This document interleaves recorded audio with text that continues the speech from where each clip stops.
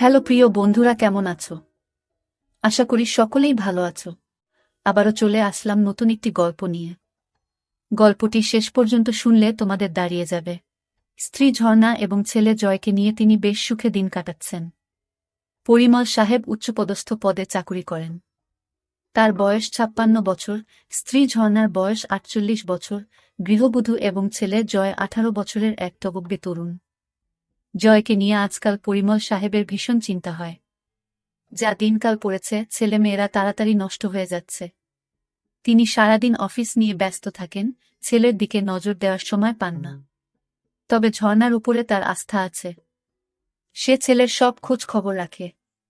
Mrs ঝর্ণা সারাদিন সংসারের কাজ নিয়ে ব্যস্ত থাকলেও ঠিকভাবে ছেলের দেখভাল করে। জয় নতুন কলেজে ভর্তি হয়েছে। ওর যেন নতুন জন্ম হয়েছে। নিজেকে অনেক বড় মনে হয়। তুষার জয়ের খুব ঘনিষ্ঠ বন্ধু। সে জয়ের সাথে অনেক আড্ডা দেয়। বান্ধবীদের নিয়ে অনেক ধরনের চিন্তা করে। তবে সবচেয়ে ভালো লাগে ভূগোলের ম্যাডামকে। জয় জানে ম্যাডামকে নিয়ে এসব চিন্তা করা অন্যায়। কিন্তু ওর মন মানে না। ম্যাডামের বয়স আনুমানিক ৪৫ বছর হবে। বেশ লম্বা। ভূগোল ম্যাডামের ক্লাস শুরু হবার আগে জয় প্রতিদিন কলেজের করিডোরে দাঁড়িয়ে থাকে। কারণ ওখানে দাঁড়িয়ে থাকলে ম্যাডামকে ভালোভাবে দেখা যায়। ম্যাডাম যখন হাঁটেন তখন তাকে দেখতে অনেক সুন্দর লাগে। আজকে জয়ের মন ভালো নেই। রাতে ওর স্বপ্ন হয়েছে। এটা জয়ের কাছে নতুন নয়। এর আগেও হয়েছে। কিন্তু আজ স্বপ্ন ভূগোলের ম্যাডামকে নিয়ে হয়েছে। স্বপ্নটা দেখার পর থেকে জয় কেমন যেন একটা অপরাধবোধে ভুগছে। সকালে ঘুম থেকে উঠে জয় বাথরুমে ঢুকল। পরনের লুঙ্গিটা বালতিতে ভিজিয়ে রাখল, একটু পর কাজের মাসি ধুয়ে দিবে। জয় ঠিক করল আজ আর কলেজ যাবে না। এমন সময় জয়ের মা ঝর্ণা জয়ের রুমে ঢুকল। জয়কে বলল, আজকে কলেজ যাবি না? জয় উত্তর দিল, না মা, শরীরটা ভালো লাগছে না। জয়ের মা বলল, কেন বাবা, কি হয়েছে? জয় বলল, না মা, তেমন কিছু নয়। জয়ের মা আর কথা বাড়াল না। সে বলল, ঠিক আছে, আজ আর কোথাও যেতে হবে না। টেবিলে খাবার দিচ্ছি, তুই খেতে আয়। ঝর্ণা ডাইনিং রুমের দিকে রওনা হল। জয় পিছন থেকে তার মায়ের হেঁটে যাওয়া দেখছে। হঠাৎ ওর মাথা ঘুরে উঠল। শরীরটা ঝিমঝিম করতে লাগল। অবাক চোখে জয় দেখল ওর মাকে। মাথার মধ্যে আবোলতাবোল চিন্তা জেঁকে বসল জয়ের। পরক্ষণেই মনে হল, ও এসব কি ভাবছে? ছিছি, নিজের মাকে নিয়ে কেউ কখনো এ ধরনের চিন্তা করে? জয় মুখ ধুয়ে রুম থেকে বের হল। তুষারকে ফোন করল। হ্যালো, আন্টি তুষার আছে? ওপাশ থেকে বলল, কে? জয় নাকি? জয় বলল, হ্যাঁ আন্টি, আমি জয়। একটু ধরো বাবা, ডেকে দিচ্ছি। একটু পর তুষার ফোন ধরল। কি রে জয়, কি খবর? তুষার, আজকে কলেজ যাব না। শরীর ভালো নেই। কলেজ ফাঁকি দিচ্ছিস কেন? চল না। জয় একবার ঠিক করল কলেজ যাবে। পর মুহূর্তেই ঝর্ণা তার চোখের সামনে ভেসে উঠল। না রে, তুই যা। আমি আজকে আর যাব না। ফোন রেখে জয় খাবার খেতে বসল। যতই চেষ্টা করছে মার ব্যাপারটা মন থেকে মুছে ফেলতে, ততই যেন আরও বেশি করে চোখের সামনে ভেসে উঠছে। জয় ঝর্ণাকে কিছু বুঝতে দিল না। ঝর্ণাও টের পেল না যে সকাল থেকে তার ছেলে ড্যাব ড্যাব করে তাকে দেখছে। ধীরে ধীরে ঝর্ণার চিন্তা জয়কে গ্রাস করল। দুপুরের দিকে জয় টের পেল, আজ সারাদিন শুধু মাকে নিয়েই চিন্তা করেছে। এর মধ্যে মায়ের সাথে 1 ঘন্টার মতো গল্প করেছে। কথা বলতে বলতে সে চোরা চোখে মার উপর নিচ ভালো করে দেখে নিয়েছে। জয় ভাবছে, 48 বছর বয়সেও মা কত সুন্দর। মা বেশ লম্বা চওড়া মহিলা, 5 ফুট 4 ইঞ্চি লম্বা। একটা ব্যাপার জয়কে পাগল করে তুলেছিল। জয় নিজের রুমে শুয়ে মার কথা ভাবছে। যতই ভাবছে তত মার প্রতি এক তীব্র আকর্ষণে পাগল হয়ে উঠছে। মার গলা শুনে জয়ের চিন্তার জাল ছিন্ন হল। জয়, এই জয়। হ্যাঁ মা, বলো। আমি স্নান করতে গেলাম। কেউ এলে দরজা খুলে দিস। ঠিক আছে।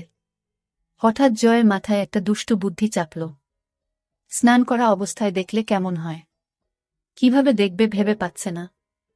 হঠাৎ ওর মনে পড়ল, ওরা যখন এই বাসায় প্রথম আসে তখন মার রুমের বাথরুমে ফলস ছাদে পুরানো মালপত্র রেখেছিল। তখনই খেয়াল করেছিল ছাদে 2 ইঞ্চি একটা ছিদ্র আছে। শুধু তাই নয়, ওই বাথরুমের ছাদে তার রুমের বাথরুমের ছাদ থেকেও যাওয়া যায়। জয় এক লাফে ওর বাথরুমের ছাদে উঠে মার বাথরুমের ছাদে গেল। ছাদে একটা কাগজের কার্টুন বিছানো রয়েছে। জয়ের বুক ঢিপঢিপ করছে, হাত কাঁপছে। কার্টুনটা সরালেই মাকে দেখতে পাবে।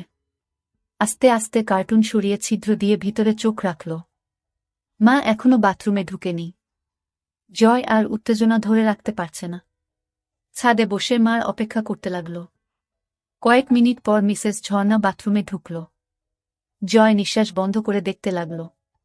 ঝর্ণা টুথব্রাশে পেস্ট লাগিয়ে আয়নার সামনে দাঁড়িয়ে দাঁত ব্রাশ করতে লাগল।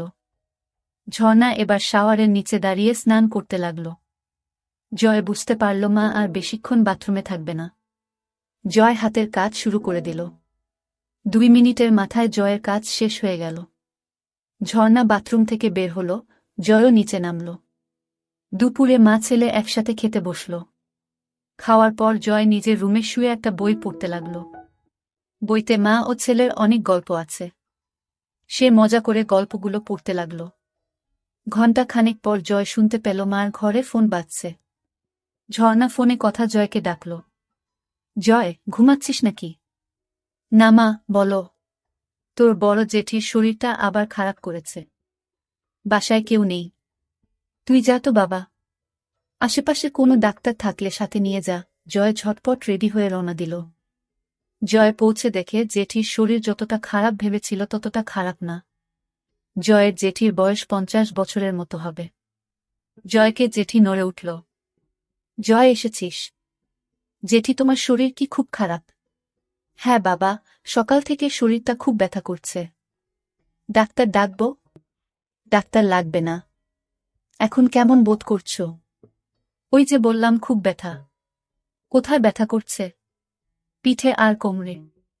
ম্যাসাজ দিলে ভালো লাগবে? বুঝতে পারছি না। জয় ম্যাসাজ শুরু করল। কিছুক্ষণ পর জয় বুঝতে পারল জেঠির ব্যথা কমছে। ভালো লাগছে জেঠি? হ্যাঁ বাবা, খুব ভালো লাগছে। ঘুম ঘুম ভাব হচ্ছে। ঠিক আছে, তুমি ঘুমাও। কয়েক মিনিটের মধ্যে মিনু ঘুমিয়ে গেল। তার নিঃশ্বাস ভারী হয়ে উঠল। এদিকে জয় বাসা থেকে বের হওয়ার পর মা জয়ের রুমে ঢুকল। ছেলেটা সবকিছু অগোছালো করে রাখে। রুম গোছাতে গোছাতে ঝর্ণা হঠাৎ বালিশের নিচে একটা বই আবিষ্কার করল। বই খুলে দেখে ঝর্ণার চোখ কপালে উঠে গেল, মাথা বনবন করে ঘুরতে লাগল। ছিছি জয়, এসব কি পড়ে? হারামজাদা, আজকে বাসায় আসো। পিঠের চামড়া তুলে ফেলব। ছিছি জয় এত নিচে নেমে গেছে। এই বয়সেই এসব গল্পের বই পড়ে? কি মনে হাতেই ঝর্ণা পড়ার জন্য বই খুলল। পড়তে পড়তে তার 2 চোখ আবার কপালে উঠে গেল। ছিছি, এমন গল্প কেউ কিভাবে লিখতে পারে? পড়ব না করেও ঝর্ণা গল্পটা পুরো শেষ করল। গল্প পড়ে ঝর্ণা আর থাকতে পারল না। এক দৌড়ে বাথরুমে ঢুকে হড়হড় করে বমি করে দিল। মুখ ধুয়ে কিছুটা সুস্থ হয়ে বাথরুম থেকে বের হল। কথায় আছে, নিষিদ্ধ জিনিসের প্রতি মানুষের সবসময় আকর্ষণ থাকে। ঝর্ণার ক্ষেত্রেও এর ব্যতিক্রম হল না। সে ঠিক করল বইটা তার কাছে রাখবে। সব গল্প পড়বে। ঝর্ণা নিজের ঘরে ঢুকে বিছানায় আয়েশি ভূমিতে বসে বইটা খুলল। বই পড়তে পড়তে ঝর্ণা টের পেল তার উরু বেয়ে একটা পানির ধারা পেয়ের দিকে নেমে যাচ্ছে। ঝর্ণা বুঝতে পারল ব্যাপারটা কি হচ্ছে। ঝর্ণা বুঝতে পারছে না জয়কে এই ব্যাপারে কোনো শাস্তি দিবে কিনা। বিকালে জয় বাসায় ফিরল। রুমে ঢুকে দেখে বইটা নেই। বাসায় মা ছাড়া আর কেউ নেই। তাহলে মা কি বইটা নিয়েছে? জয় প্রচণ্ড ভয় পেল। মা যদি বইটা নিয়ে থাকে তাহলে কি হবে? মা যদি গল্পগুলো পড়ে তাহলে খুব লজ্জার ব্যাপার হবে। সন্ধ্যার দিকে জয়ের সাথে ঝর্ণার দেখা হলো। কি রে, তোর জেঠির অবস্থা কেমন? এখন অনেকটা ভালো। মা ছেলের মধ্যে আরও কিছুক্ষণ কথাবার্তা হলো। ঝর্ণা রান্নাঘরে গেল। জয় তার রুমে এসে শুয়ে পড়ল। চোখ বন্ধ করতেই ঝর্ণার কথা ভাবতে লাগল। ওদিকে ঝর্ণা রান্নাঘর থেকে নিজের ঘরে যেয়ে বাকি গল্পগুলো পড়তে লাগল। বেশিরভাগ গল্পই মাছেলের নিয়ে। ঝর্ণা গরম হয়ে গেল। কি করবে ভেবে পাচ্ছে না। ঝর্ণা কি করবে? রান্নাঘরে বেগুন নেই। হঠাৎ মাথায় একটা বুদ্ধি এলো। ঝর্ণার মাথা খারাপ হয়ে গেছে, কি করছে নিজেই জানে না। হাতের কাছে মোম ছিল। সেটা দিয়ে সেদিনের মতো কাজ সারল। সন্ধ্যার পরে জয় আড্ডা মারতে বের হল। এই ফাঁকে ঝর্ণা জয়ের রুমে ঢুকল। খুঁজতে খুঁজতে বিছানার নিচে কিছু সিডি পেল। একটা সিডি নিয়ে প্লেয়ারে চালিয়ে সোফায় বসল। ঝর্ণা অবাক হয়ে দেখছে, আড্ডায় জয়ের বন্ধুরা মেয়ে ছাড়া অন্য কোনো কথা বলে না। জয়ের আর আড্ডা ভালো লাগছে না। এই মুহূর্তে মাকে দেখতে ভীষণ উচ্ছা করছে। সে বাসায় চলে এলো। এদিকে ঝর্ণা শুয়ে তার ছেলের কথা ভাবছে। মুহূর্তেই আবার ভাবছে, ছিস ছিস, নিজের ছেলেকে এসব কি ভাবছি। ধীরে ধীরে জয়কে নিয়ে তার ভাবনা প্রখর হতে লাগল। পরিমল সাহেবের বয়স হয়েছে। এখন আর আগের মতো ঝর্ণাকে তৃপ্তি দিতে পারে না। কখনো কখনো ঝর্ণার চরম পুলক হওয়ার আগেই পরিমল সাহেব হাঁপিয়ে যায়। সব মিলিয়ে ধীরে ধীরে ঝর্ণার সমস্ত ভাবনা জুড়ে তার ছেলে জয় এসে পড়ল। রাতে ঝর্ণা ও জয় একসাথে খেতে বসল। ঝর্ণা আর চোখে লক্ষ্য করল জয় ড্যাব ড্যাব করে তাকে দেখছে। মাঝরাতে জয়ের ঘুম ভেঙে গেল। এদিকে সারা রাত ধরে ঝর্ণা ঘুমাতে পারেনি। যখনই চোখ বন্ধ করে তখনই জয়ের চেহারা ভেসে ওঠে। ঝর্ণা বুঝতে পারছে না কি করবে। একদিকে ছেলের প্রতি নিষিদ্ধ টান, আরেকদিকে মা ছেলের সম্পর্ক। স্বামী তাকে যথেষ্ট ভালোবাসলেও তাকে সুখ দিতে পারে না। অবশেষে ঝর্ণা সিদ্ধান্ত নিল কাল দিনে জয়কে বাজিয়ে দেখবে। সে জয়ের মা। জয়ের মনে কিছু থাকলে ভয়ে সে সেটা প্রকাশ করবে না। প্রথম সুযোগ তাকেই দিতে হবে।